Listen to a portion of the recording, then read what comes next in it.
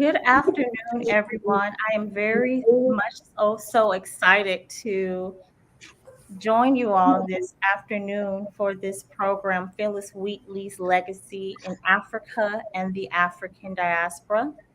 Today, we celebrate Phillis Wheatley, the first Black writer in the United States from Senegal and Gambia in Africa. It is a pre-commemorative event to the 50th anniversary of the 1973 Phillis Wheatley Poetry Festival, created by Dr. Margaret Walker Alexander. I would like to introduce our esteemed panel. First, we have Dr. Turnipseed. She is an assistant professor of history at Jackson State University and founder of Caffrey Inc. We also have Dr. Barbara Lewis, who is the former director of the William Monroe Trotter Institute at the University of Massachusetts, Boston. She's also a playwright. We have Dr. Emily Dilf, who is assistant professor of English, African and African American Studies, and Women's and Gender and Sexuality Studies at Brandeis University. We have Dr. Rochelle Smith Pierce, who is an associate professor of English at Jackson State University. And we have Dr. Martha Chino, director of the CSET Student Support Services at Jackson State University. Welcome you all to this wonderful panel. I would like to get started and just kind of have an opening question. And please feel free to make this a conversation. We really want to make this, a conversation amongst sisters and friends and scholars as we discuss Phillis Wheatley as well as her transnational dialogue. So the first question is, based on Betsy Head and Chimamanda Adichie, Alice Walker, and Phyllis Dindala all represent Africana women writers whose work transcends borders. Why is it important that we continue to preserve Phillis Wheatley's legacy in Senegal, Gambia, United States, and London, highlighting her transnational global impact? And before someone answers, I just want to encourage us that if we're not talking, to make sure that we mute ourselves so that we won't hear any background noise.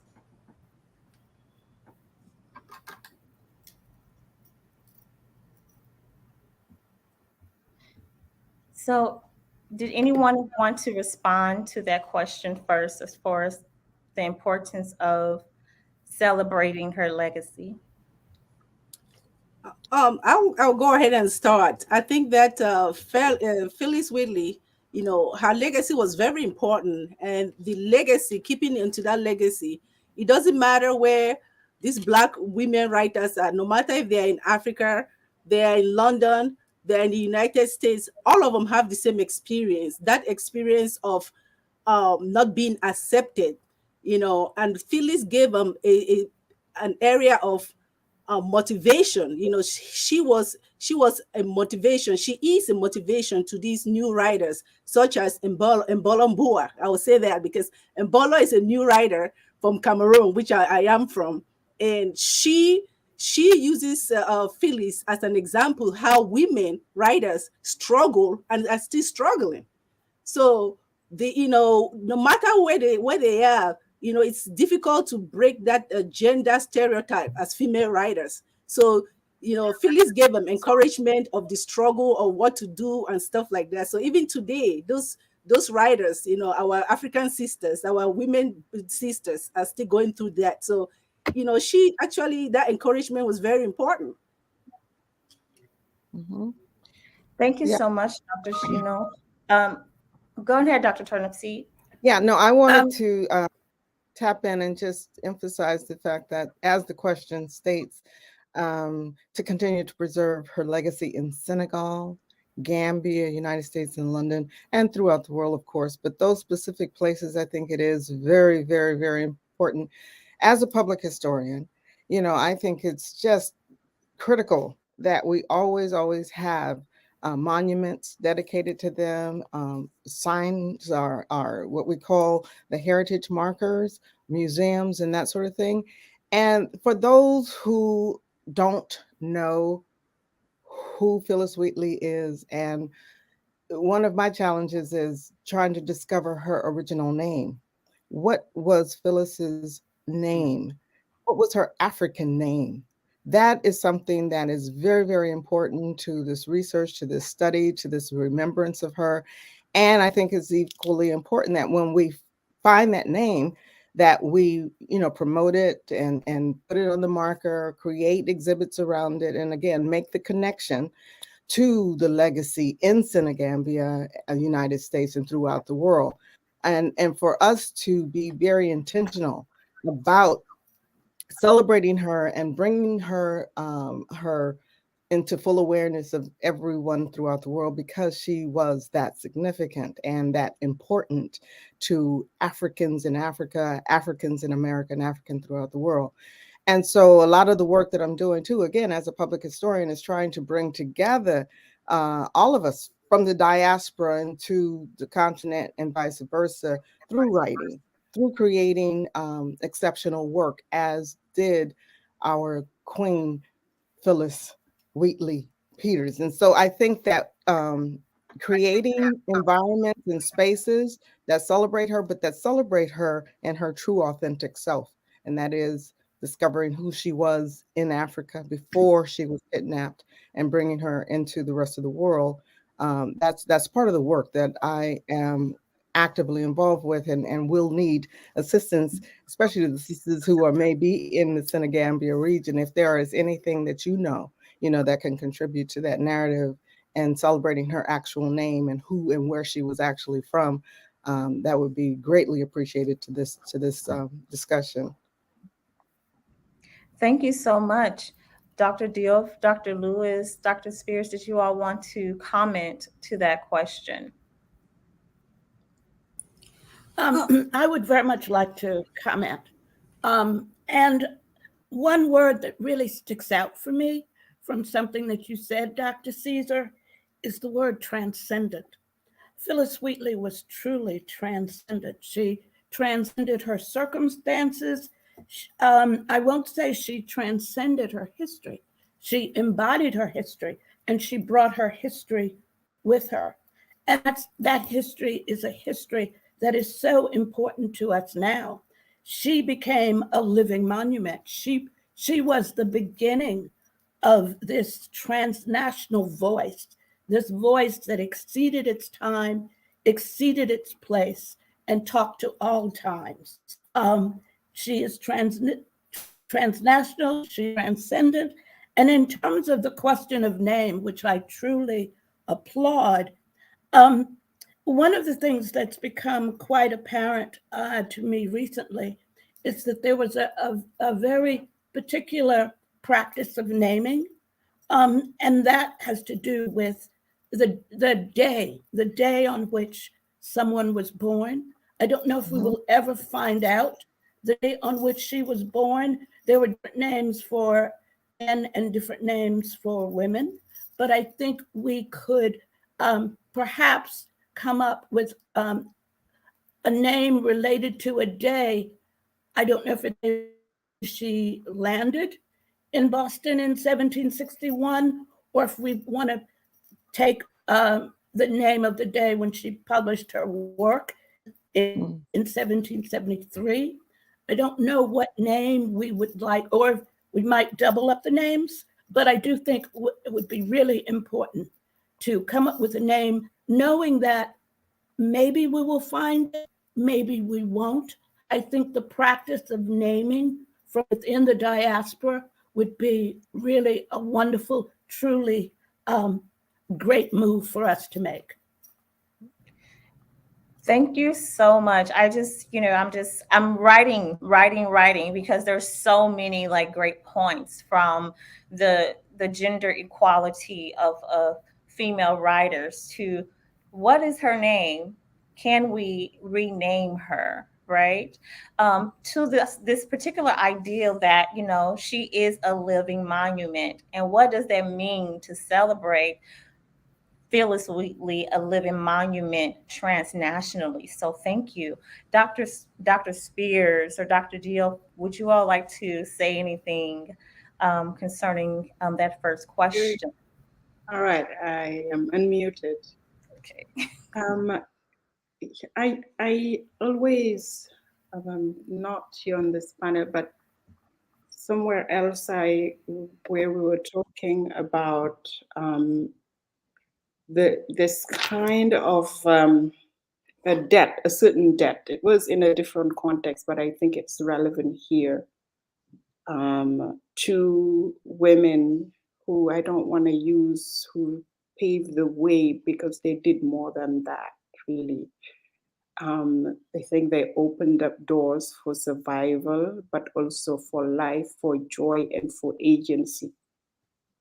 And finding agency in whatever the circumstances are.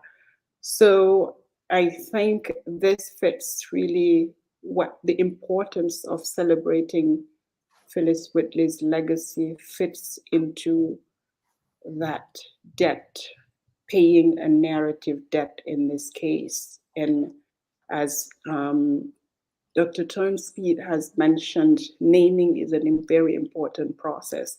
In a way, it is really, I think, that process also of naming or renaming starts with reading and rereading, right? And reading on the basis of imagining how would Phillis Wheatley want us to read, and of course, people and women writers who came after her, but especially her. And I think we can find that answer in her work.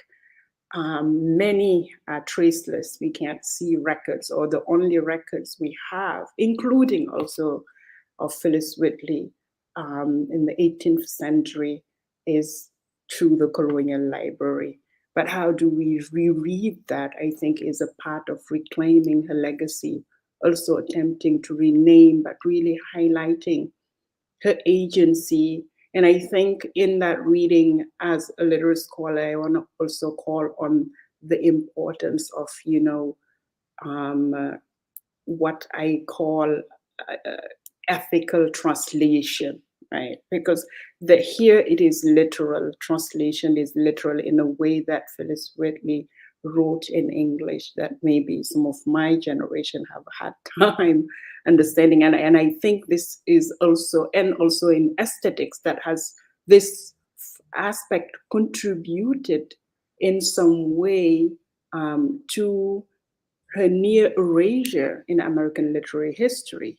I think later, of course, the works of Henry Louis Gates, Dr. Margaret Walker Alexander, and the Phillis Wheatley Poetry Conference, that which we kind of celebrating and commemorating now, contributed to reviving that. But it is very important to think that when Phillis Wheatley was writing, at the same time, people, and namely very important figures later in American history, were probably graduating from the greater Boston area's great institutions of learning, and were discussing, the stakes of what later became emancipation, right? So I think it is really important in that process of paying the narrative debt, first for naming, but second for really kind of turning upside down the archive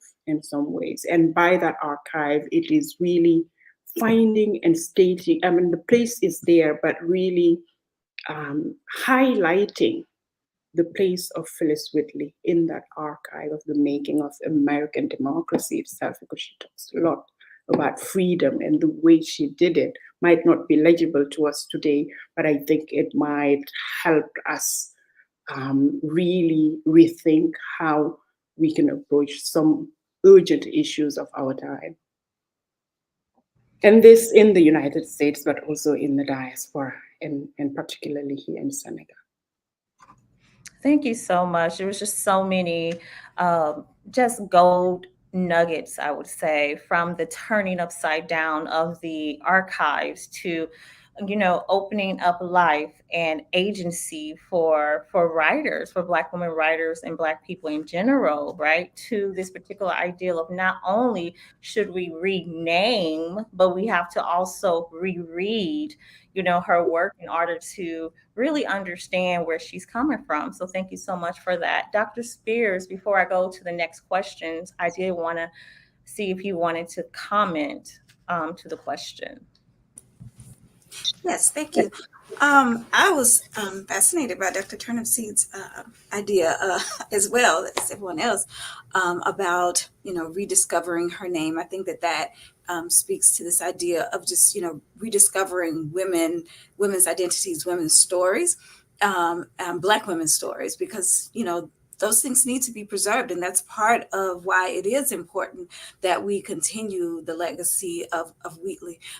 Because, as a Black woman, as a woman who was enslaved, she represents, the least of these, right? She represents those who are ignored, those who are forgotten.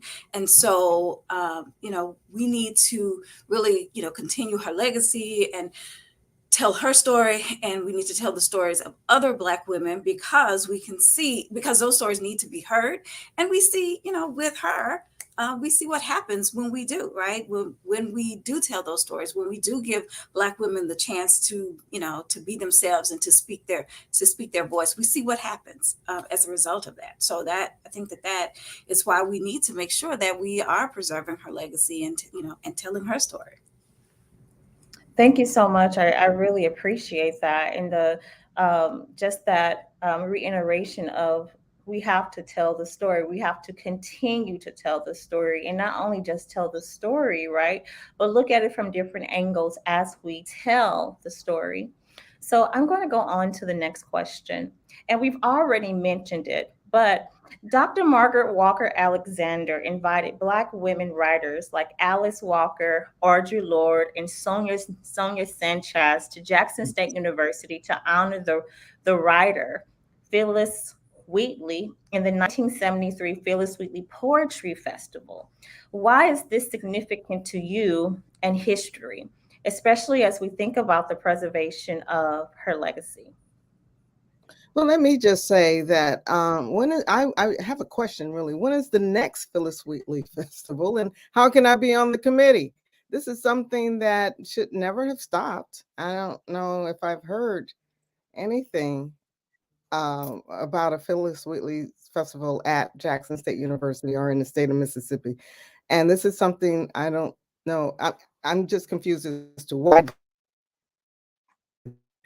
started by our Honorable Margaret Walker. It should institutionalize. And again, I'll be on that committee if we can continue it and program it for next year. But I guess this would be that reestablishment of the Phillis Wheatley Festival and what you have done here, Dr. Caesar. So, I applaud you in this effort, and I would just want to vote to, again, continue it and pick it up from here and keep going.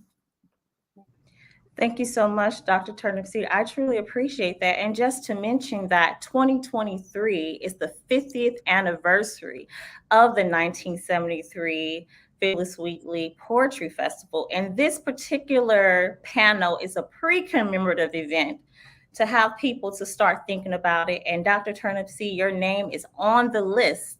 We're starting a little early.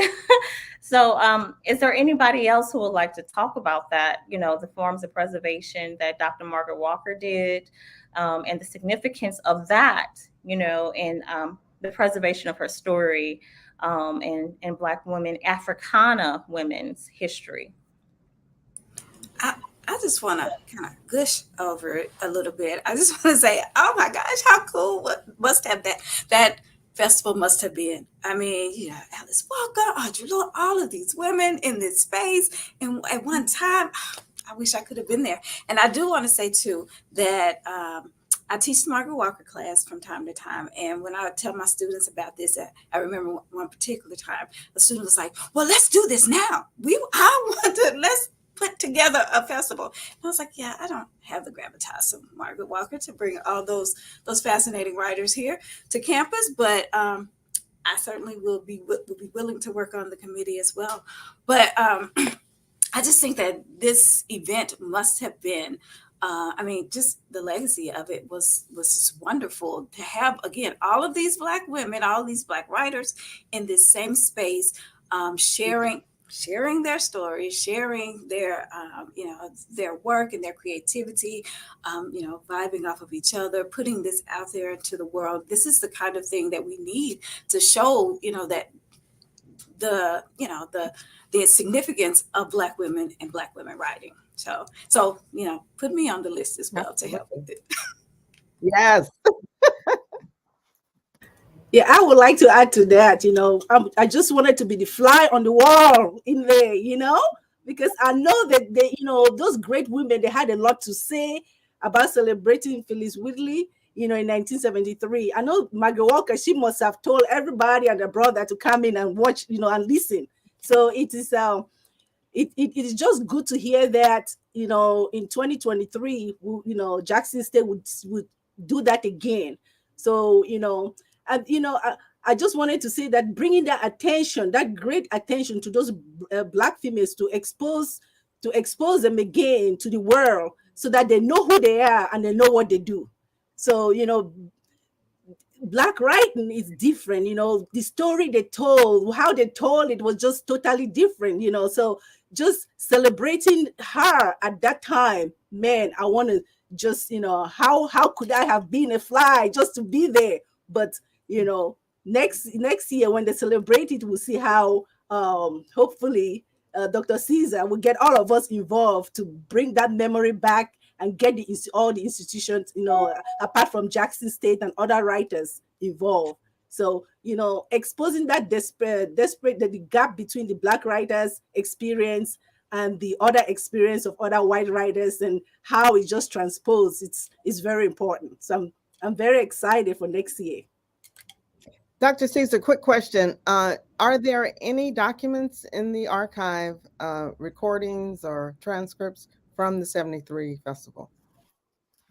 We do have archives, we have articles, we have newspaper clips, we have photos, right? We have galleys, we have archives of the 1973 Poetry Festival that happened here at Jackson State University in 1973. And you're more than welcome to come and look at those particular documents that are protected by our wonderful archivist, Ms. Stewart. So yes, and it's also part of my research as the Mellon Scholar at the Margaret Walker Center. And I look at that particular Phillis Wheatley, 1973 Phillis Wheatley Poetry Festival as a form of archival activism on three levels. I say that not only was Phillis Wheatley story being preserved, but also the writers who attended, Alice Walker, Sonia Sanchez, Audre Lorde, right?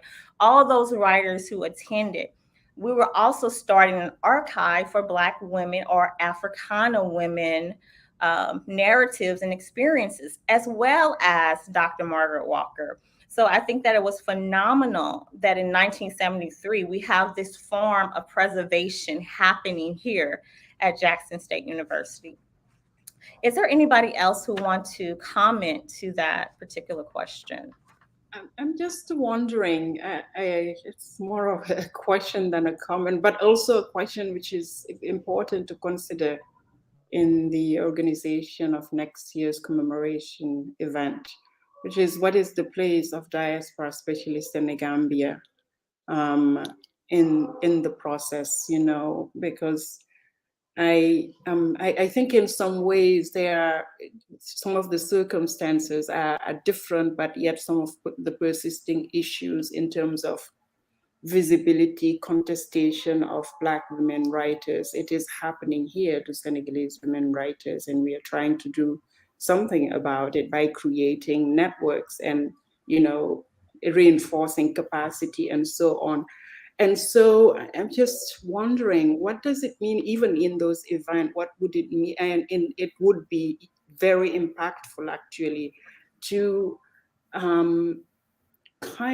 to really track this trajectory of Senegambian women being creators, and even in the most dire, horrendous, and unimaginable situations.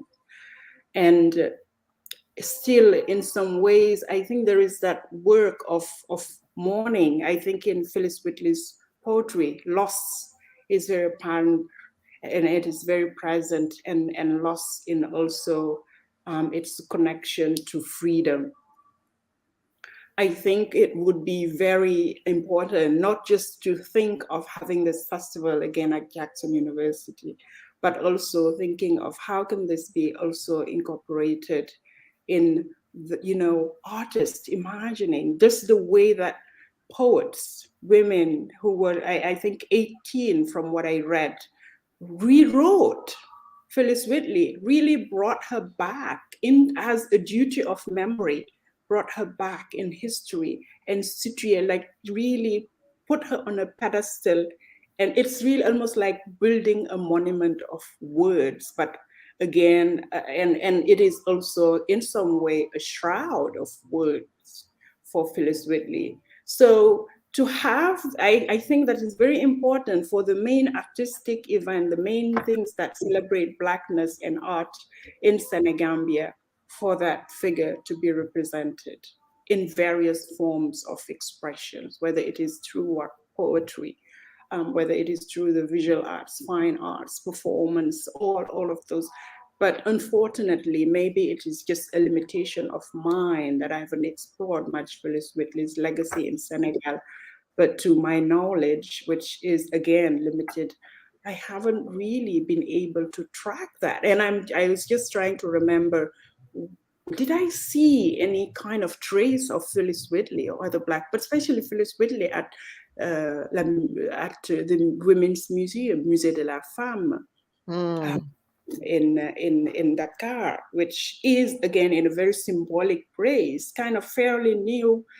In a symbolic, it used to be in Gorée, but it was kind of degrading. So a new place, a new plaza was built as Place du Souvenir Africain to the Atlantic Ocean, really. And this seeks to preserve Senegalese women's contributions. But again, it goes to archiving its processes, and how far back do we go into Senegalese women's history. So I think it is very important. Saying that it is significant is an understatement, but more significant is really having these dialogues. I think it kind of reinstates humanity in all of us, in every single one of us. Dr. Diaf, I must interject here.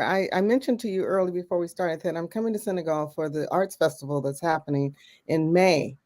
And I don't know if you're still going to be there in May, but just to mention the fact that there is no presence really that you know of Phillis Wheatley in Senegal has now piqued my interest and curiosity and my activism, and that perhaps, especially since this is an arts festival, that there is some sort of a presence of Phillis brought back home, this year to that festival or to the museum. And if you have any contacts, especially at the museum, perhaps, maybe I can read the article that I was going to read today, or just bring some sort of an exhibit or some sort of way that we can start with bringing a historic marker or having her presence return back to Senegal. I would like to be a part of that effort as well. And if you're going to be there during that time, I would love to connect with you and perhaps meet with the folks that we need to meet with there. Definitely, we can find a way. Yes.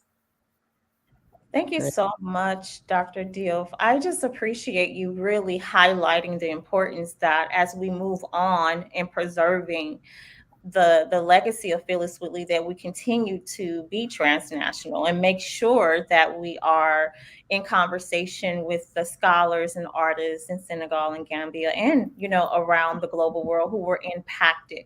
And that was one of the reasons why I created this panel the way it is, because her particular legacy is pervasive. It's everywhere. And yes, the Phillis Wheatley 1973 Poetry Festival happened in Jackson State University, but Phillis Wheatley is a global person, right? And so as we are thinking about her legacy and pushing her forward in this particular century, making sure that we have those conversations globally is going to be very imperative. And so I'm putting you on the list of people that I'm hoping to assist as we plan for this 50th anniversary of the 1973 Poetry Festival. Did anybody else want to comment to that question? Yes, I would like to weigh in on this question. I forget who it was just a moment ago who talked about a shroud of words. I would like to think about a shrine of words that we are, in a way, paying homage not only to yesterday, today, and to tomorrow as well. And that's what excites me so much about this upcoming commemoration in 2023 that Jackson State is doing. One of the things that really struck me now that we are in the 21st century is how the archive has moved forward. It's so impressive to me that Jackson State is doing this talk through the internet, and so it can reach beyond borders, beyond geography. And I think that is what's so important as we move forward into celebrating the legacy that we received from the 20th century and taking it forward into the future and building it for the future beyond. And in terms of shrines and monuments, I also want to say that one of the reasons that I got so interested in Phillis Wheatley, apart from the fact that it was Boston where she dug her feet and made her mark and fought so hard for who she was and for her people, is that there is a building at UMass Boston that is called the Phillis Wheatley building. And I would hope that as we move forward with this commemoration, that some of the institutions, certainly UMass Boston, would be part of this as well and would collaborate with Jackson State. And also collaborate with Senegal and Dakar. I remember that, I was in Dakar a number of years ago and really appreciated being that. So the idea that this would be an international festival, that all our hands would be joined in this effort is just truly thrilling to me. And I believe it would be thrilling to us as well. Thank you so much, Dr. Lewis. I really appreciate you identifying other institution like UMass Boston that already has a name, a building named after Phillis Wheatley. And I definitely agree that getting institutions involved in multiple levels will be imperative as we hold hands globally, right? Virtually together in preserving the legacy of Phillis Wheatley. Is there any more comments? Anybody want to comment concerning anything else before I go to the next question? Now, I'm really excited about the next question, and because it really, go ahead. Okay, the next question is. I was just gonna. No, you can go ahead. I'm sorry, but I think it was Dr. Emily Diaf who said a monument of words, and that's what piqued my interest and curiosity. It's like, again, as a public historian, I'm talking about building monuments. in Senegal, yes, in America.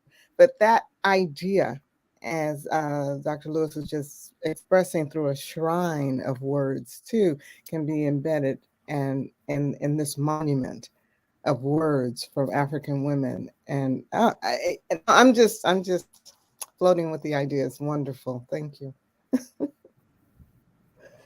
Thank you so much. I love the comments. I love the excitement, the growing excitement, and just the wonderful things you all are saying as far as collaboration and preservation. The next question. In Being Female, Black, and Free, Margaret Walker states, early in my life, I discovered I had to earn my living and I would not be able to eke out the barest existence as a writer. Nobody writes while hungry, sick, tired, and wearied. Maybe you can manage with one of these, but not all four at one time. Keeping the wolf from the door has been my full-time teaching job for more than 40 years.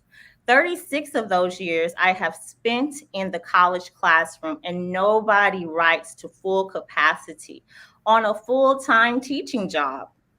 How do we encourage the legacies of Black women writers, Africana women writers, and artists so they are able to sustain themselves mentally, financially, and spiritually, knowing that Phillis Wheatley left this earth impoverished? And who have you navigated? Who helped you navigate these challenges, or how have you navigated these particular challenges?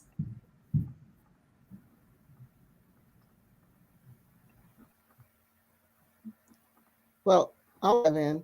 I'm an entrepreneur. When I went to business school, when I got my MBA, it was all about being able to create my own institutions, my own businesses. And so, there were things. In fact, I dropped out for a semester to establish a center called CAFRE, the CAFRE Community Arts Center, and Sade's Court, an eclectic boutique of African designs. And all of this was about just bringing in all of my friends and support systems and wonderfully talented people who too were entrepreneurs and creatives who were just, very dispersed all over the world, really, and give them a center, give them a place, give them a site to which they could present their work or have their work sold and displayed and distributed. And it worked big time. And so we expanded into 2 buildings within a year. And but I had to shut it down after 3 years because I wanted to finish my MBA. So I did that. But it was, a long story there. But here in Mississippi, too, there's a establishment that I've been working on called the House of Cafre in Indianola, in the Delta, in the heart of the Delta, the home of Fannie Lou Hamer, where my students last year, 2 years ago, erected a monument to her. It was it's a historic marker that has been placed in front of the county courthouse where she took her historic stance for the full rights of all American citizens to be able to vote. Okay, so there had not been a marker or anything that would signify or show that this is where Fannie Lou Hamer stood, to fight for and take the beating for all of us to be able to have that full citizenship as Americans. And so the Fannie Lou Hamer marker, I invite everyone to please go and visit it in Indianola, Mississippi, Sunflower County. It's right in front of the courthouse there. In addition to that, we have a young publishers network where young people who have so much to say, and trust me when I say they have a lot to say. All we need to do is listen. And so we're working to document their words and publish them as high school students, even in junior high school. The words of our youth are so very significant to our survival. Again, I think they're closer to God, quite frankly. And we need to listen to their words of wisdom. And I think it was in biblical, I don't remember the scripture, but it does say, young child shall lead you, to that peace and prosperity on earth, if only we listen. And so listening and allowing them to have a free voice, a full voice that we then publish and help them, with whatever editing or just getting it out there. That's the work that I think it exemplifies. I want to call it Queen Phyllis's example as a youth, as a writer herself at 14, being published, that kind of thing. That's the legacy that needs to be carried on. We need to find ways to publish our youth voices and encourage that. And again, through the spirit and the memory of Queen Phillis Wheatley. Thank you so much, Dr. Turnip C. I really appreciate it. That particular ideal of helping, future artists and/or artists now is through mentorship. What are some of our talents? What resources do we have to help usher other people into these creative spaces where it's not so much of a strain? Thank you so much, Dr. Turnip C. Did anybody else want to comment on the balance, right, of taking care of yourself as well as being an artist and/or writer, and how you have been able to balance those things? I would comment on that. I'll go back to Dr. Margaret Walker. Her words were loaded, it was loaded on the struggle that Black writers face, that they love what they do. However, they have to find something else to support their family. As Black women and Black writers, what comes first? Is it the writing, or the support of their family? So they had to balance. They have to put that balance on the table. Okay, I like doing this, but then at the end of the day, my family got to eat. At the end of the day, my kids have to go to school. And she, Dr. Margaret Walker had to realize that same thing that happened to Phillis Wheatley. When she died impoverished. Because what?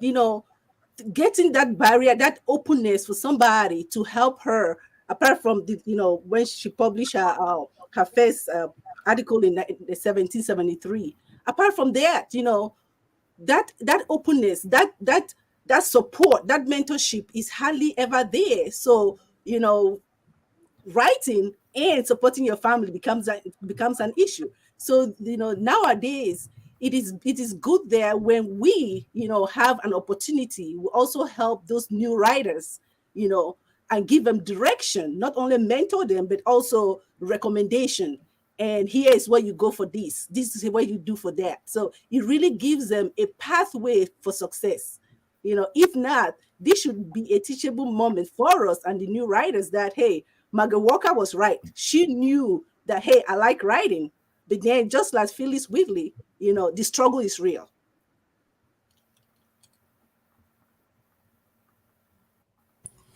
To just go off of these two last comment, I think it is very important.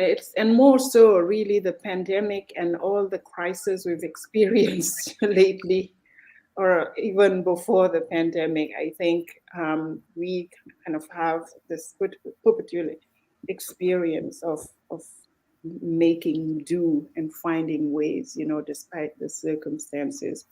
And I think what is important is really using it. I think Dr. Tonspeed has already talked about the platforms that we have, the little bit, I think in everywhere, I think whatever we are doing, there is a way really to carve space for working with Black women writers in some ways. I think we are all in some ways close and connected to them.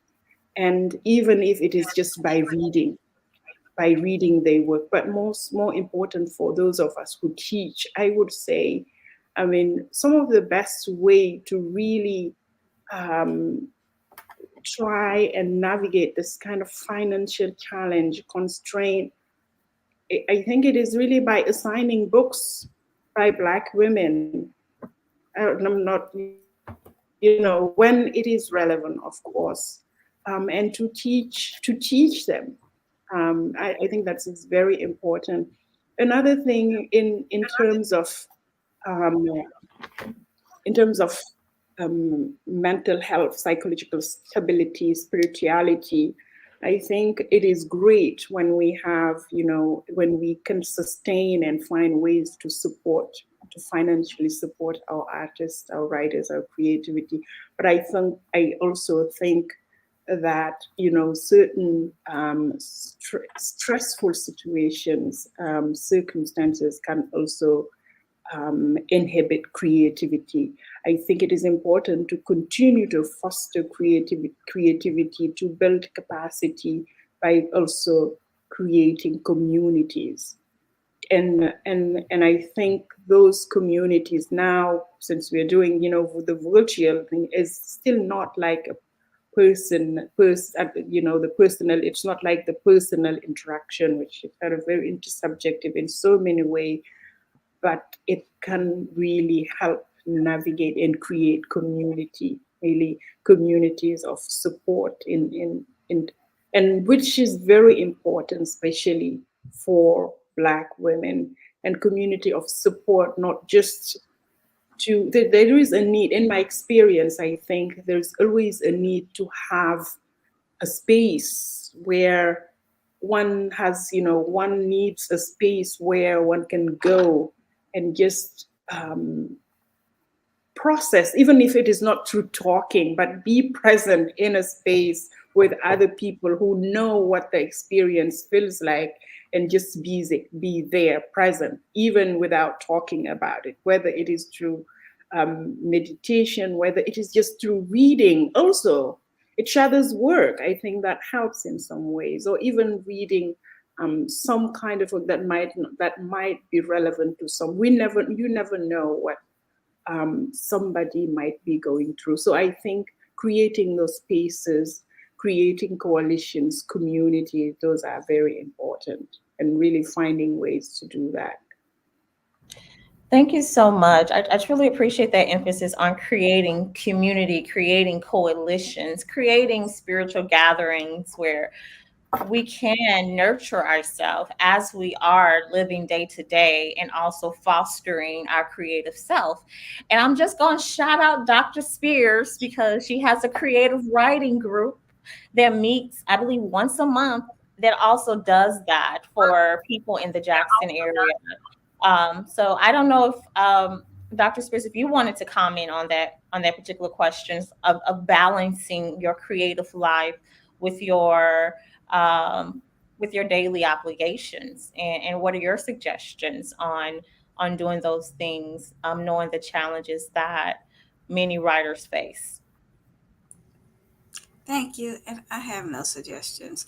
I I said, well, I'm just going to be quiet and just listen to see how you all suggest that, we can navigate these things, because Margaret Walker was right. It is hard. It is really hard to, when you're teaching full time, and then you're trying to write, and then you also have a family.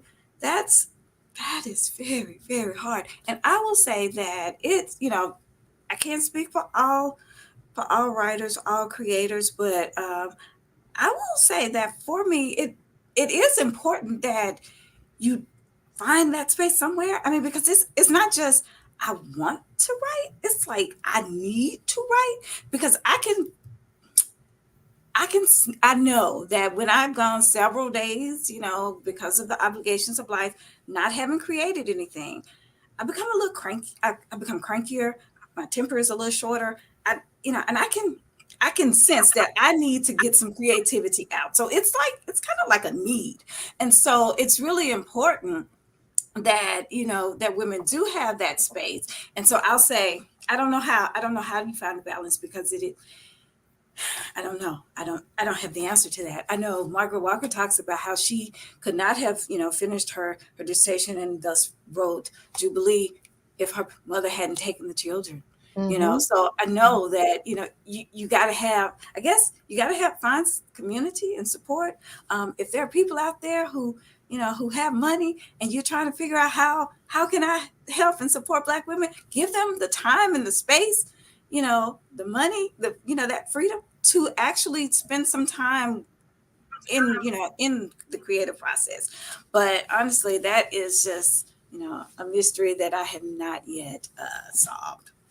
So I welcome all suggestions, though. I think our sisters on the panel who live in Africa, who are from Africa, who was a part of that culture of knowing that it takes a village, okay? And that sisters always had support. You know, every time I'm in Africa, I don't care what the economic standings are of the women, they always had 2 or 3 women around them who could support them and who would take the load off. And I think, you know, the sisters who are directly and who lived in that space can speak more to that.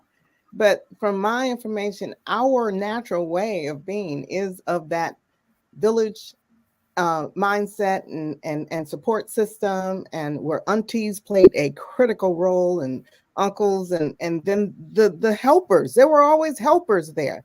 Someone from the community who was a part of the house, who was helping to clean, who was helping to cook, who was helping with the children. And again, Emily and Martha, you could probably speak to it better than me, but I know, for example, that's what we need, you know, through our own cultural knowing. We can't do this by ourselves, and really are not expected to in our natural environment and habitat and culture. But Martha, Emily, I don't know. Yeah, I just jump in, but you know, I've always I for the year 2020, I was, and Tiffany knows this, a single mother in the US. And I just was like, phew, how can one person raise a human being? It's impossible. I cannot, if I sat here writing those who contributed to making and are still making who I am, I mean, it would never end. It's just at times you're like, oh, well, at this particular time, this person, wow, if they were not there, you know, what would have happened?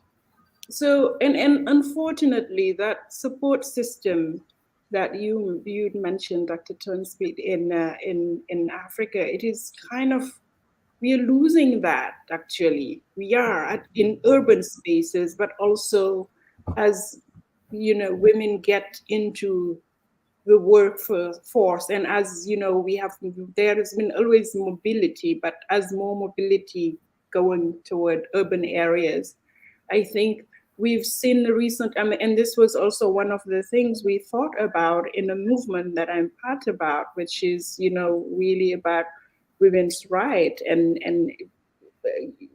promoting, really, it's not even promoting, but reclaiming gender justice in Senegal.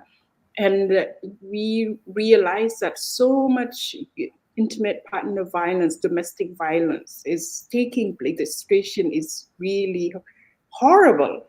And in urban areas, in Dakar especially, because the families are just, family dynamics have changed. Now it's just like, you know, the kind of nuclear family style, where there is no one to really mentor. I think in the configurations of these compound style households, you had mentors. For example, my grandmother was one of, I had these many mothers because my grandmother was in some way a mentor to all of those women who were married in that compound. And she had that very special relationship with them, and that she could observe if something was wrong or not, even when someone was expecting and maybe was in labor and didn't say anything. So all of this, and so for me to just be in some way in this, it felt like just being in a labyrinth. And I was like, wow, this is not, in first I don't know that, and yet I have to learn to know it with all everything that it implies. So I think it is very important for us, especially in the continent, and for us who are in between worlds, to really restate the value of this kind of different kinds of sisterhood, as Ronke Oyeyomi writes about. It's not sisterhood in the in a Western sense. There are various levels, right, of sisterhood, whether you're age mates or other kind of things, but it's being lost in some way. So again, it is another challenge to preserve some of this cultural heritage. I would like to add to a little bit to what Emily just said, because with modernization, we've lost our community, and that modernization actually, the more we try to struggle between the two worlds, the more our culture in terms of the community that helps us disappear a little bit, because our mindset will come in with a different mindset and our mindset changes. But the thing is that that community that Dr. Turnspit mentioned is very, very important, because that it gives us the peace of mind. It gives us the space that we deserve. It gives us just the energy that we need to move forward. Just like Dr. Margaret Walker said, I like that statement because, she puts it in a way that somebody has to be in her shoes to understand. If you weren't there, you will not. If you weren't in her shoes, you will not understand. If you're not a Black woman, also maybe you can't understand, because if you have the children, that community really, really comes in and support you, give you that freedom of space, freedom of mind, and the edge to succeed, because you know that there's somebody there to catch you when you fall, and you know that, hey, I'm not even going to fall, because you're not going to worry about what's my children going to eat, because that mom, grandma, auntie is there to prepare the meals for them, So that community, especially for Black women, is very important. Single Black women, their mothers were the backbones, regardless if there's a father or not. So that backbone, especially for female writers, especially Black writers, female writers, is very important. That we try to, how do we reestablish that community? How do we get that community that we ourselves know is our backbone, regardless of how the society has changed? So I know that Dr. says that you were trying to create a community. I don't know if you want to talk about it, but that community is very important. I take that actually very serious, because when I moved to America, that community wasn't there for me when I really needed it. And it created a system where I kind of doubt myself, So not having that system, transitioning between two worlds, it's a mind, mentally it's mind boggling, put it that way. So I'll heal. Thank you so much. I just, did someone else want to comment? Yeah, Okay. I did. One of the things that's really fascinating to me is how, as a result of this conversation, I'm thinking more and more of the net, and I'm thinking that perhaps Dr. Caesar, you at the Walker Center might create a program tentatively called Peace of Mind. It's spelled the usual way, but also Peace of Mind, PIECE of Mine, MINE, where that community, that international community, could be created through the Walker Center that supports writers who are women, also open if they choose to belong, but also as a component of that, perhaps a high school program where there would be a Wheatley Society, starting in certainly with the younger folks, but extending that supports poetry and writing for those who love Wheatley, and also Scipio Moorhead Society for those who are interested in art. Because one of the things that Phyllis did is she brought a young African artist along with her and made him the one who illustrated her book. So I think this collaboration of visual artists, of artists of the word, of artists who are international, artists in the diaspora, would be a very significant program for us moving forward. And yes, as someone who always wanted to write creatively, but was told by my parents that I had to, stay to the the very narrow and, go as far as I could go in school, get all those degrees and all that stuff. But now that I'm retired, I'm putting my energy into being creative, writing as a poet, writing as a playwright. And one of the things that I've learned through this new iteration of mine is the significance of fellowships. I don't know. I seem to be putting a lot on you, Dr. Caesar, but is there some way for us to talk about creating a fellowship in Mississippi, in the Delta, where periodically writers of color could come and be nourished? Thank you so much. I think all those are wonderful ideals, and we'll stay in contact. I'm putting your name on the list. And I think the fellowship is important in the Delta, in Senegal, in Boston, wherever we have that particular capacity to create those fellowships where we can nurture not only ourselves, right, but also the youth, and bring them with us, and have these constant global transnational discussion, so we won't be in our own insular spaces. I would like to encourage the panel to, I just want to remind you that there's comments. I don't know if you all are looking at the comments in the StreamYard, and I just want to say that I see you all, and I do apologize for not shouting out these comments. And I'm just going to say a little bit about these comments.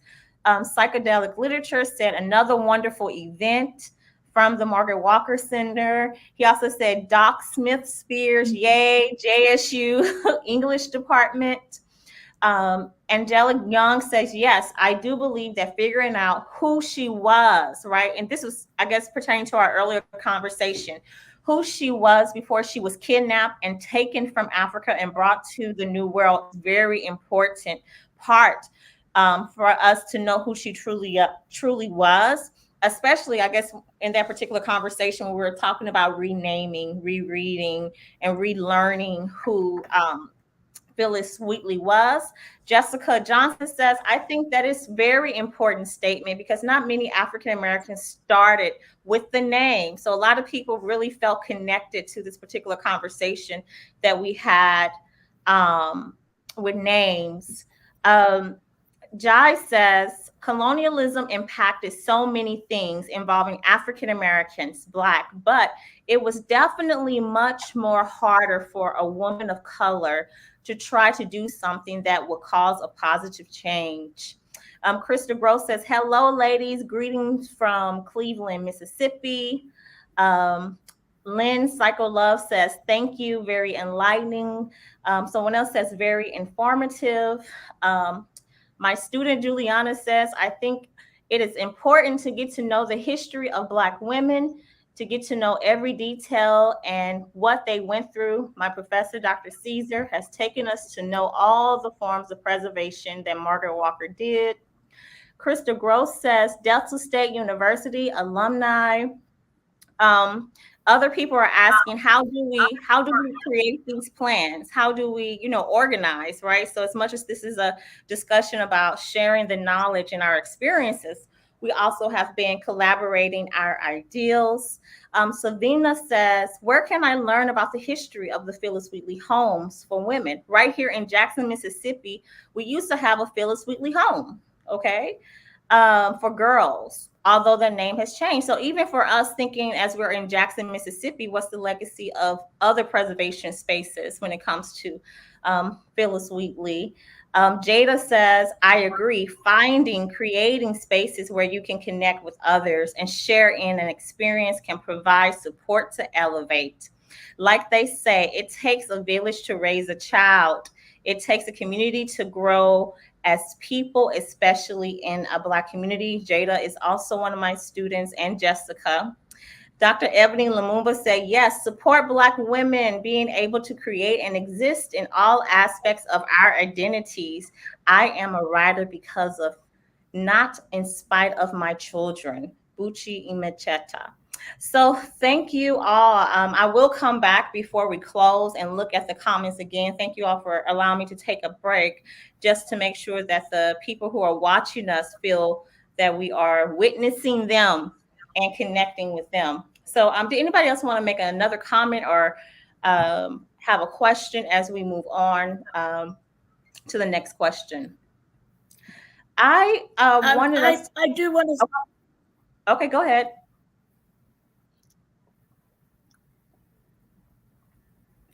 Okay. My comment is very short, and that is that I wanted to point out that the name that Phyllis has now, we may or may not know that that name came from the slave ship on which she arrived in Boston. So her name is a mobile name, but it's a name absolutely, and I'm going back to what Dr. Turnip Seed said earlier. It's a name that is a placeholder. It's a placeholder for how we in the 21st century will decide and choose to name collectively. That's all I wanted to say now about is about, how she's called, what she's called. Her name is the name of a ship. Mhm. Thank you so much. I think that's very important, for us to know, right? Where did that name come from? Especially as we think about this particular process, I would say a spiritual process of how do we rename her. So thank you so much, Dr. Lewis, for sharing that. Excuse me, I'm sorry. I did have another thought. Go Now ahead, that go I ahead. was thinking about the ship, I was also thinking about what was said, what was described about her when she arrived, when the Wheatleys who named her saw her. She was wrapped in a dirty piece of carpet, and she held on to that carpet. One of the things I'd like to say, and this is by benefit of another professor in Boston who, like us, is enamored of Phyllis. She said that she believes that that piece of carpet was her prayer carpet, that she had been praying daily according to the traditions of her heritage coming out of the Muslim religion. And so I think that that's also very important to know that she held on to that carpet. She held on to her past. She held on to her teaching and her beginnings. And I think it's important for us now to find a way to take her back with us to those beginnings. Just want to add, if I may, Tiffany, really the connection with her past and the importance for us to really create community around that. I know there is a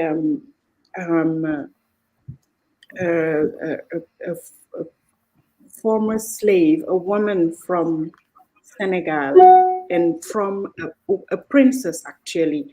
And luckily, I think her name was deformed, mistranslated, misspelled, but we've retained. If you trace the history of her lineage, you get her name. It's spelled differently in her American records. Namajigin Jai, who in Senegal and in the Jollof Kingdom is known as Anta Majigen Jai. And that took the work of historians, archivist in Korea, but a historian in the US. And it was a collaborative work, in a way, a community to do that work of excavation. So I think it is very important to create a space where this work of excavating Phillis Wheatley's name, I think can happen. And it is through linkages. How to do it, I can't answer that question now, but I am very optimistic that it is possible. yes, we have to rely on the colonial library, but I think rereading that might unveil something. And really also just talking to people. Who knows? We might find something, or we might, if not a name, then just rebuild that fragmentation that Fanon talks about, that, colonialism and its violence fragments, especially one's identity, right? And so another thing, sorry, I'm being long, but another thing about community that I want to talk about is also examples that I've seen in Senegal. I've mentioned how urbanization and also socioeconomic demands of our contemporary time have taken, um, the known ways, established and sustainable ways of making community, but yet the women, as African women, we are always recreating. So they are models, and I wonder if those models in some way can be replicated at a small or large scale. Is a model right next door to where I am. If I were not here, I would be at that conversation, which topic today is about women's self-esteem. And this is a friend who, from experience and a terrible loss, really decided that she will create a place where women can come and rest. The center is named Nofly, which in Wolof means rest, really. And that it's a resting place, but also it's a wellness center. It's a wellness center with weekly conversations and many other events. But what is sustained and that happens every week on Thursday evening, women get together, sit on the floor. You can lay down, you can sit however you want. Just the idea is once you step into that door, you kind of move from the threshold. You have to unload what some people call shed the weight. And we all know, as Black women, we all have our own share of that weight, our own way of defining that.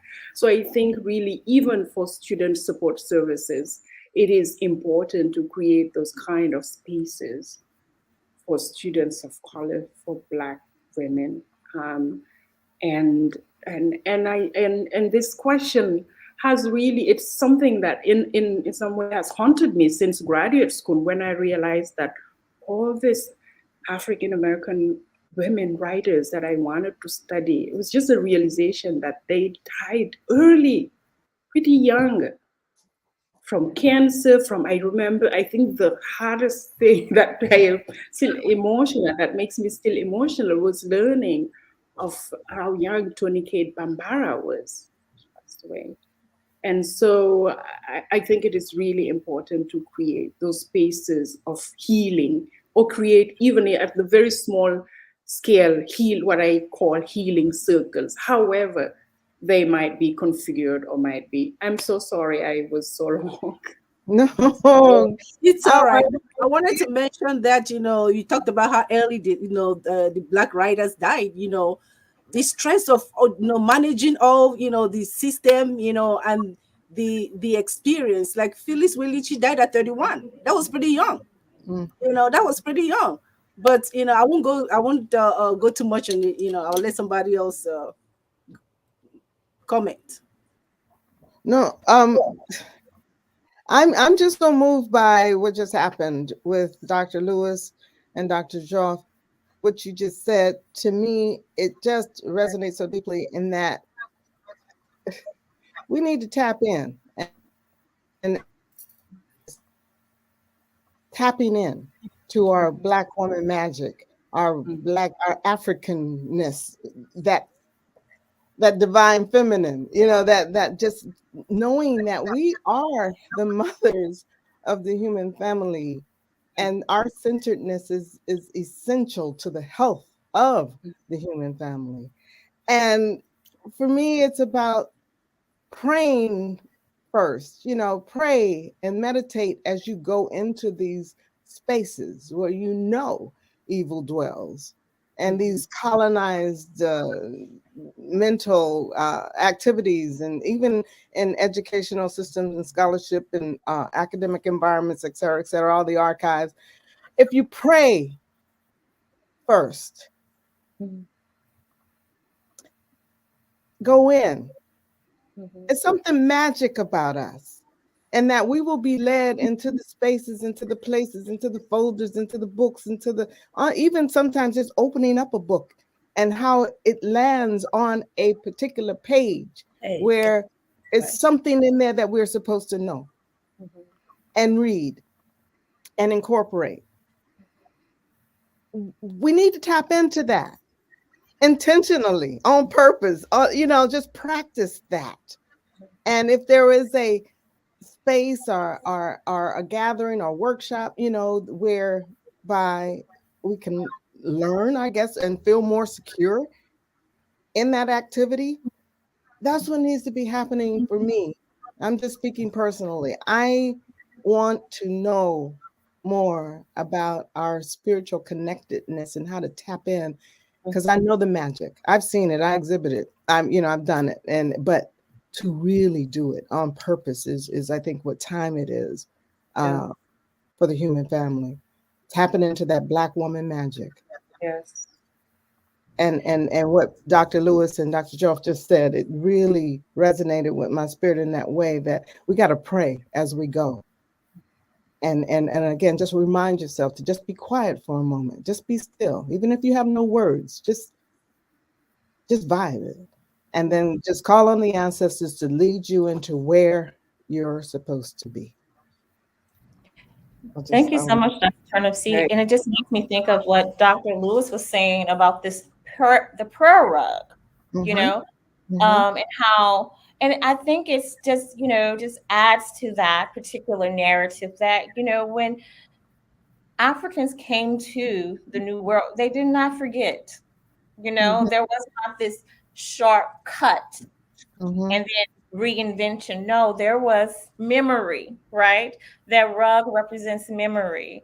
And exactly as what Dr. Turnipseed was saying, as far as this, this magic tapping in or turning a page miraculously to a passage that speaks to our soul. And I think that's something that we definitely need to keep in mind, those particular moments of healing, right? I wanted to know if we could just speak a little bit more to this particular ideal of Black women and identity, and the challenges that they encounter as artists. Margaret Walker says, no one is more victimized in the white male American society than the Black female. She said, it doesn't matter if you're Emily Dickerson or Amy Lowell, Phillis Wheatley, or Ellen Glasgow. Zora Neale Hurston says, Black women are the mules of the earth. Megan Thee Stallion said, Black women are so unprotected. So when we think of this particular narrative of Black women, and I believe that Dr. Diop already kind of mentioned it when she was talking about the work that she's doing in Senegal, right, with the protection of women. How are you all feeling about these particular narratives still? Malcolm X also said it, that Black women are the least protected people, especially in America. Okay.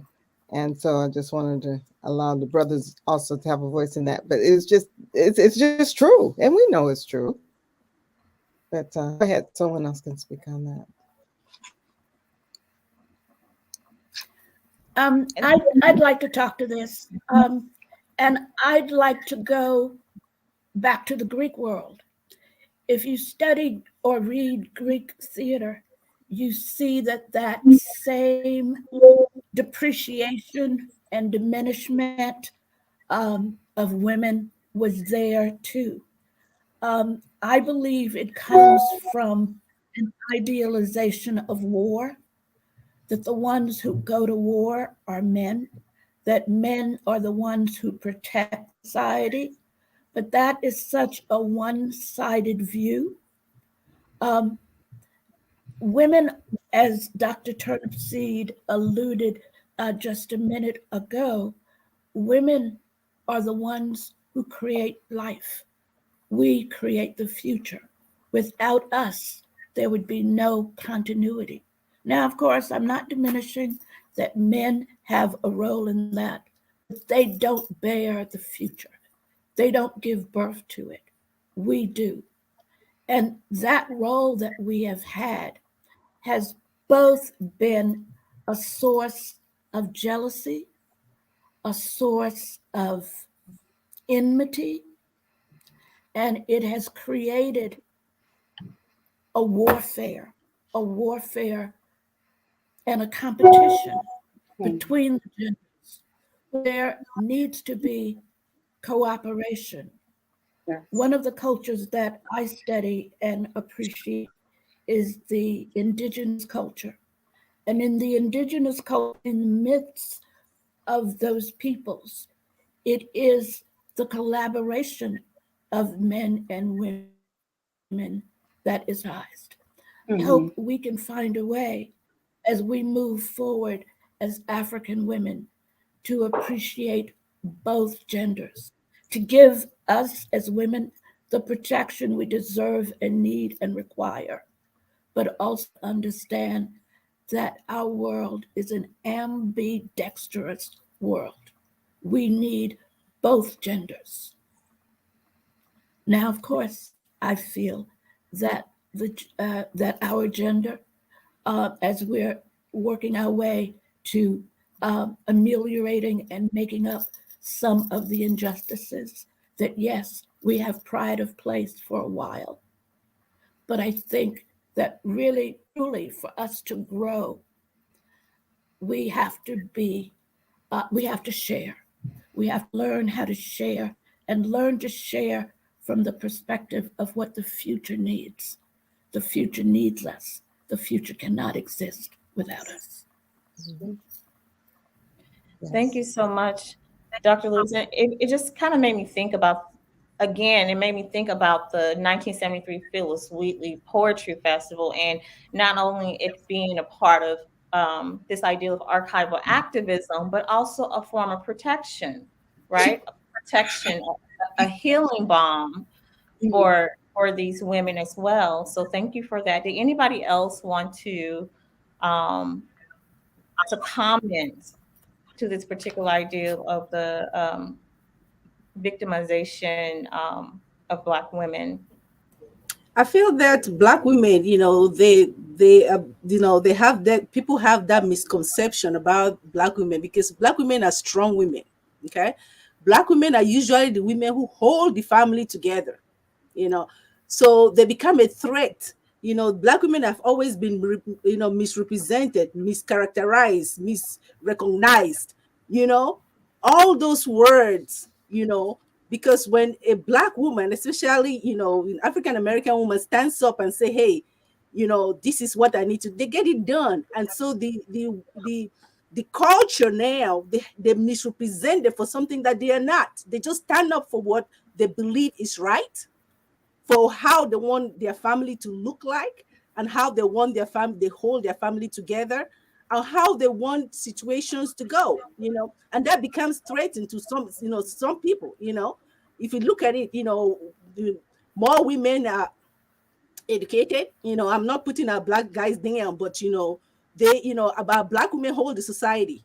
So we have to, how do we move forward with all this mischaracterization and misrepresentation of how, how the Black woman is? Phyllis Wheatley, she struggled.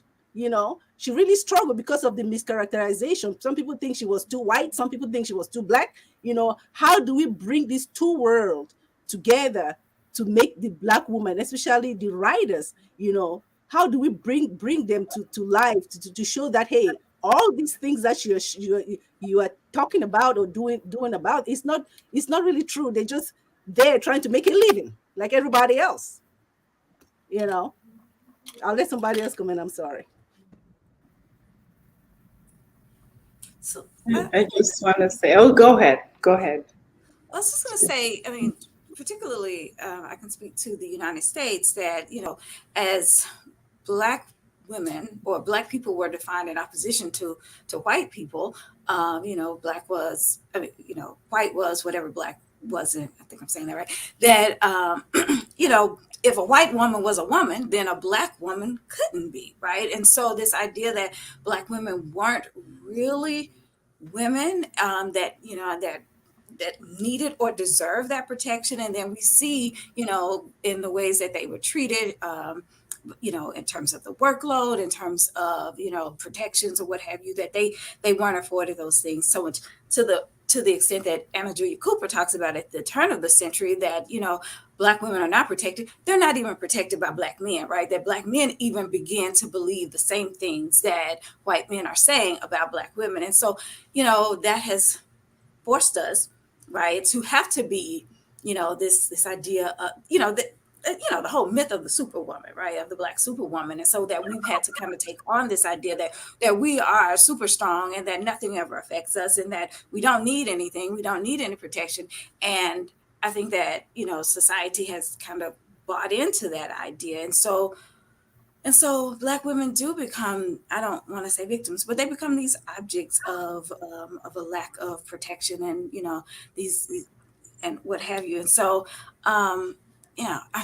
I just, as an example, this thing I heard this on the radio once, that it was a story about stand your ground laws and how, Black,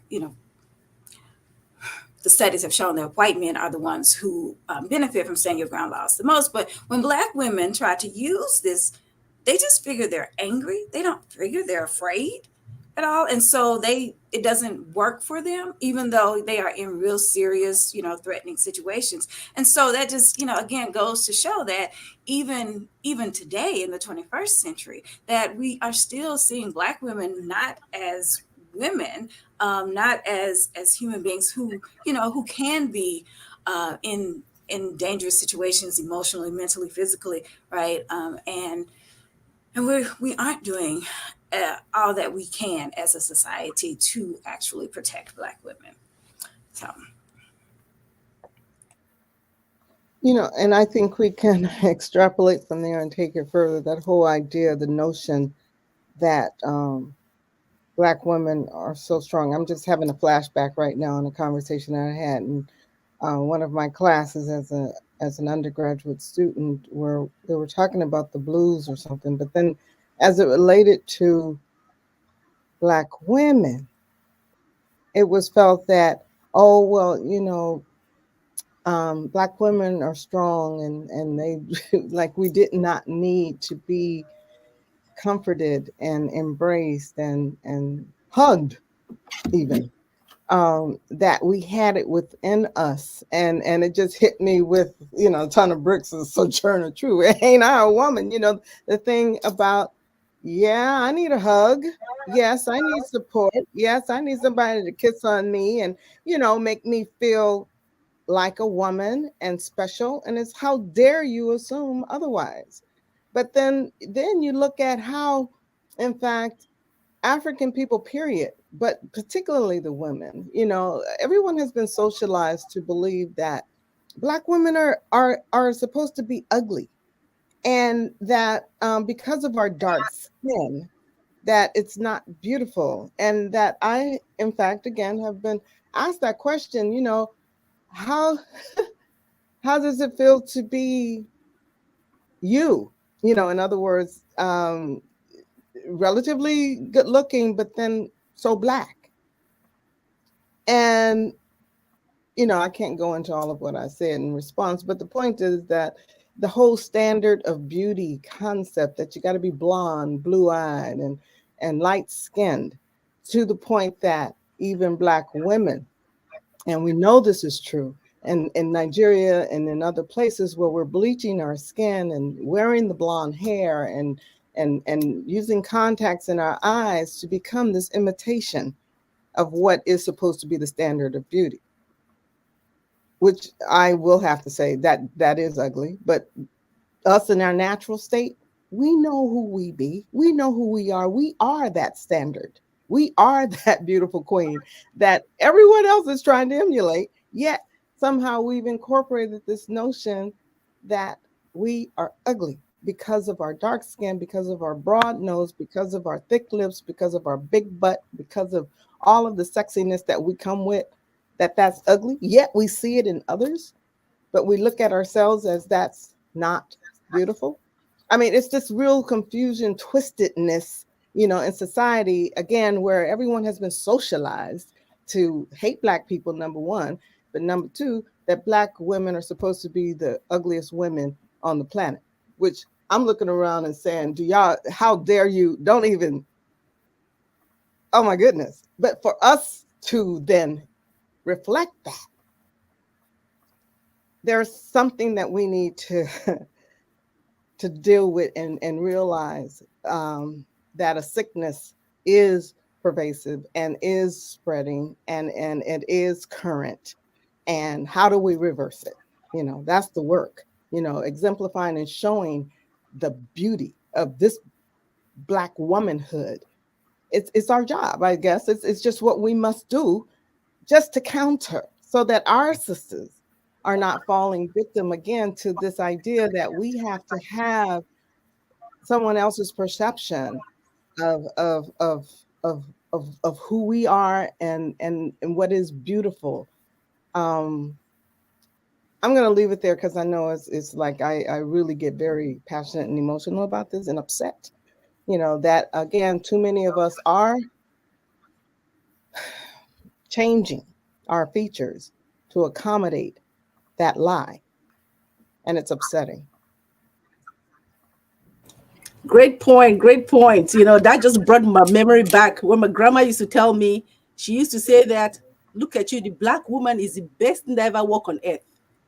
How else would, just look at, God actually used a special mold just to create a Black woman. The shape and, don't let people get in your head because Right. what they're trying to do is discredit you because they don't look like Black women, So they're just that feeling is it's just to get in our head to take us to a place that they could control us. It's a form of control because if you just look at the Black women, look at the curve. People are paying money to get their lips injected, get their butts done, get everything. So, it's a way of once somebody gets in your head, they actually change your dynamic. They begin to make you think something else that you're not. So that's why we need we need that connection, that room to build our self-esteem, to let us know that, hey, you are who you are because that's how the Lord made you, and you're just beautiful the way you are. And once you have that high self-esteem, some people misunderstand it to be attitude. It's not an attitude. It's just because you know exactly who you are as a Black woman. So Thank you so much. I really appreciate the comment of the ideal that, right now in Western society, people are paying big bucks, right, to get lips, to get butts, right, to get color, right, of a African woman, a Black woman, and how at the same time we're so dragged, right, but everybody wants a part of um, a part of the Black woman. So thank you all for that. I don't want to take up too much more time. This has been a great conversation. So I do want to wrap it up, even though I could go on. So we will have another conversation because this particular discussion has brought out so many things. I do want to just quickly say in the comments, Nikki said the conversation is so important to everyone, especially we as women of color. Great panel, and looking forward to more conversations on this subject. Provost Elisa Mosley said, what a wonderful forum. I hope we continue to create and preserve these spaces that we all need. Crystal Gross said, amen, Dr. Turnipseed. Ms. Stewart said, thank you, Dr. Caesar, for organizing this wonderful event. Victoria says, prayer is an important part of my research process. Psychedelic Literature says, what do you think about the neo or reinterpretation of Wheatley's on being brought from Africa to America, from being read literally to more scholars reading it metaphorically as a trickster poem. So if anybody would like to comment to this particular question, please do. And Crystal Gross says, wonderful discussion. Thank you, ladies.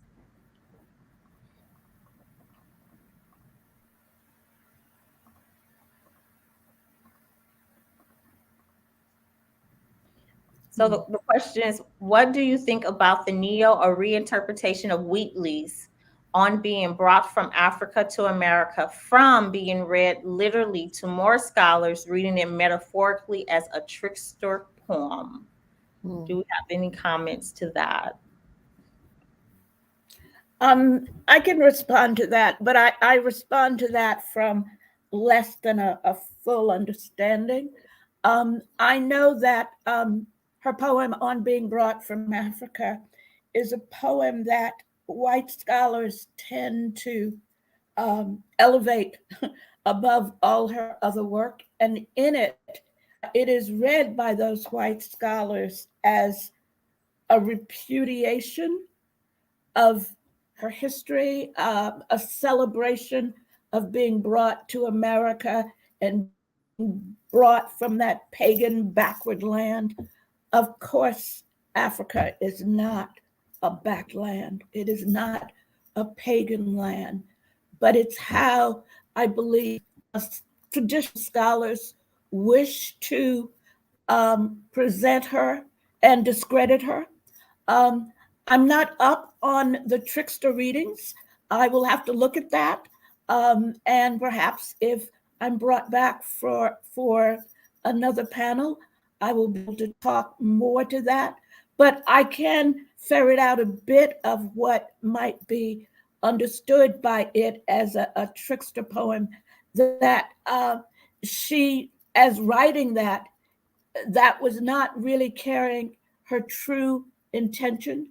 As I had said earlier, in my understanding of her holding on to the prayer rug as she was brought from Africa to America, she was holding on to those ideals and beliefs that were born in her and that she carried with her and that allowed her. One of the things that I really appreciate about Phillis Wheatley as a poet, Phillis Wheatley as a figure, is that she was a fighter. She against everything that was put, all the negatives that were put on her, all the burdens that were put on her. She fought seriously.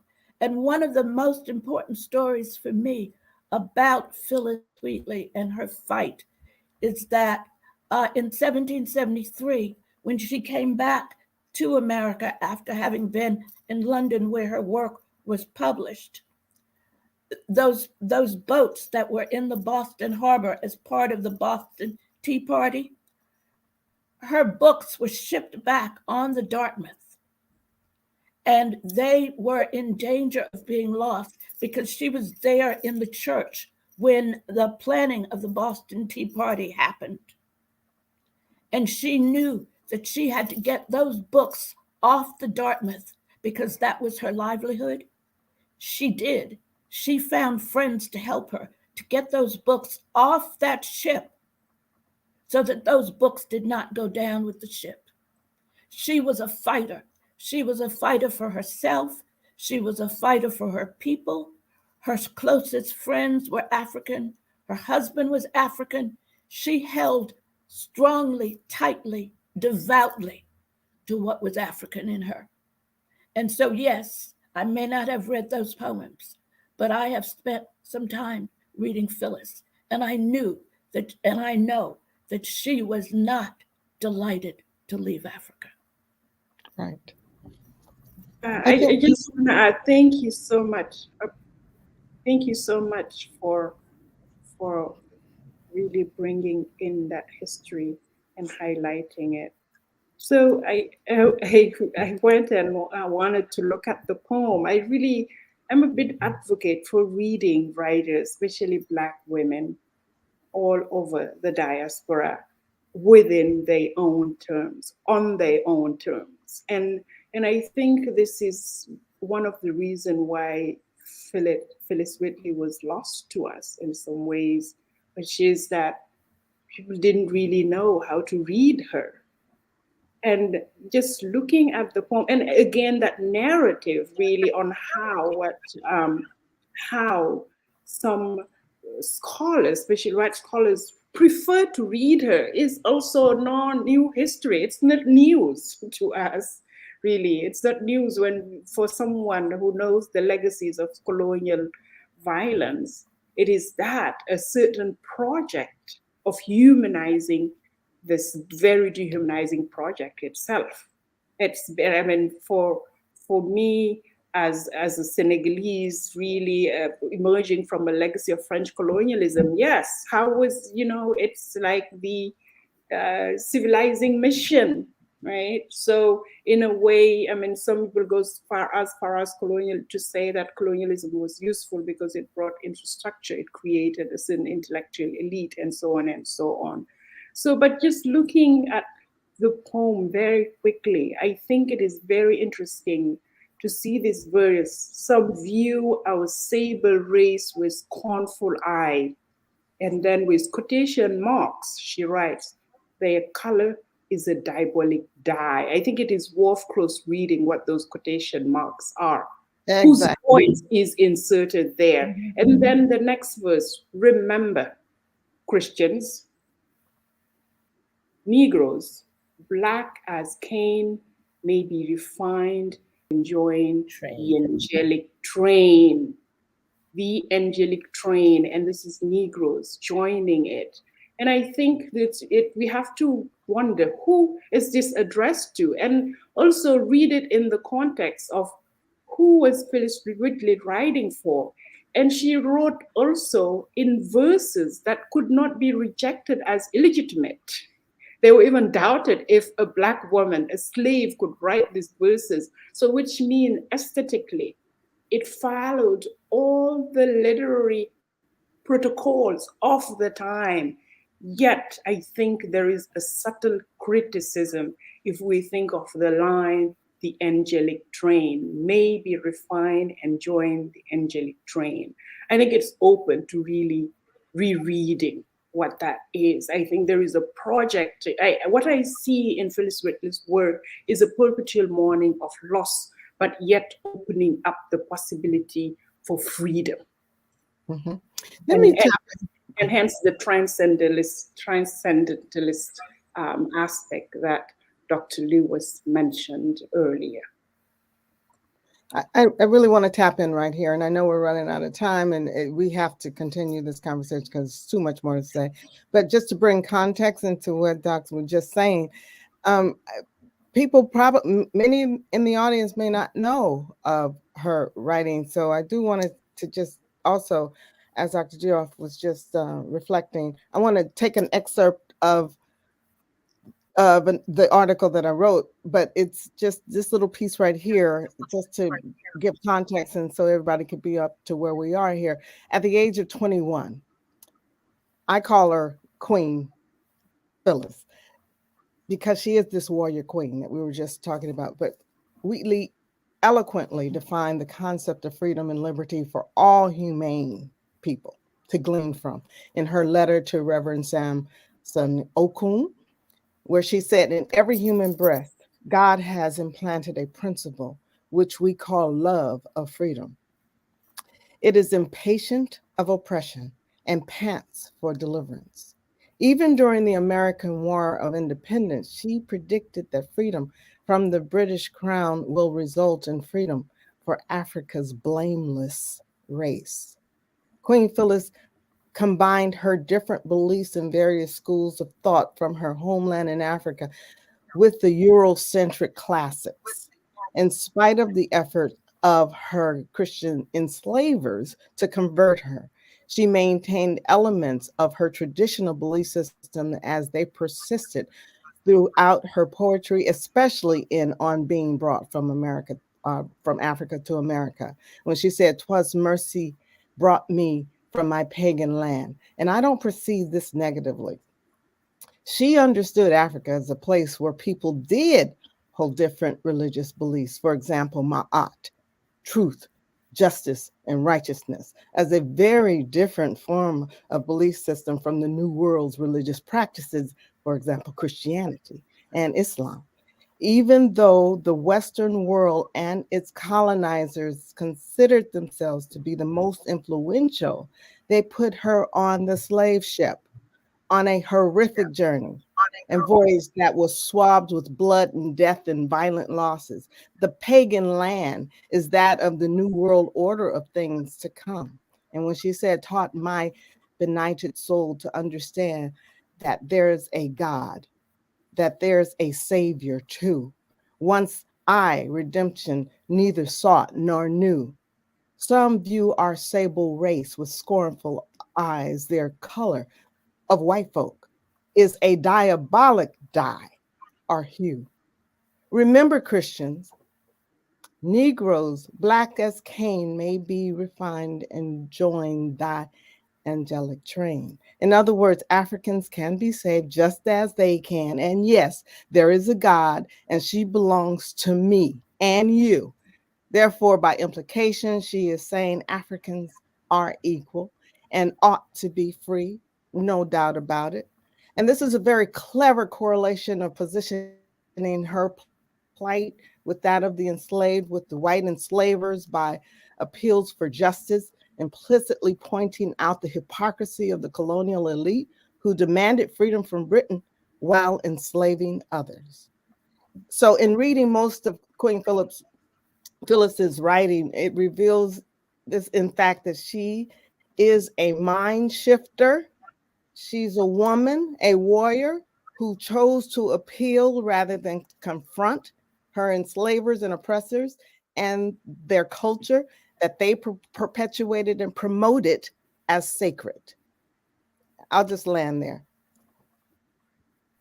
Thank you so much, Dr. Turnipseed. That was beautiful. And I think that's a beautiful and a wonderful way to round like this conversation up.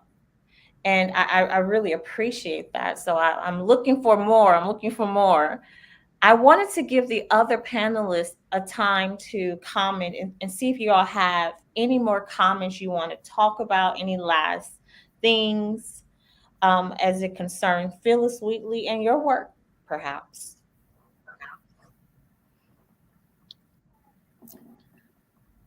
Okay, I'll step in here.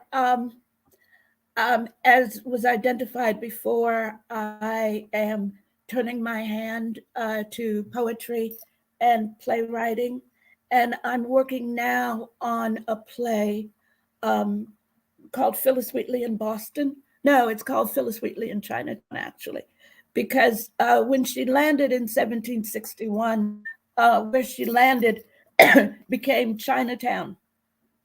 But it's a play in which, excuse me, I explore her desire for dual citizenship, to be an American and also to be an African. And I hope to share more about that with you at a later point.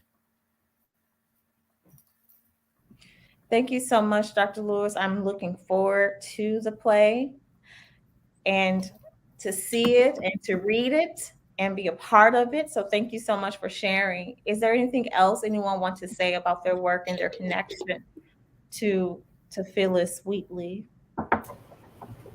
Can I just read what June Jordan said in her tribute to Queen Phyllis? Yeah, because she wrote something like a sonnet where she says, "They taught you to read, but you learned how to write. Begging the universe into your eyes, they dressed you in light, but you dreamed with the night.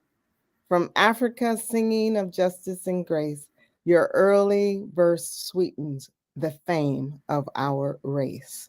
And so this I leave in tribute to the spirit and the strength of womanhood, especially African womanhood. And with that, I say Ashe. Thank you so much. I just want to thank all our viewers, our participants. I also want to say Ashe.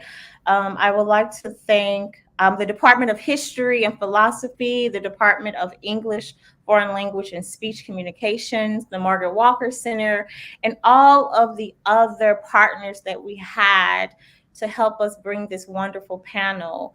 Again, we come here together in sisterhood, in a space of sharing and thinking about how can we continue to preserve the legacy of Phillis Wheatley.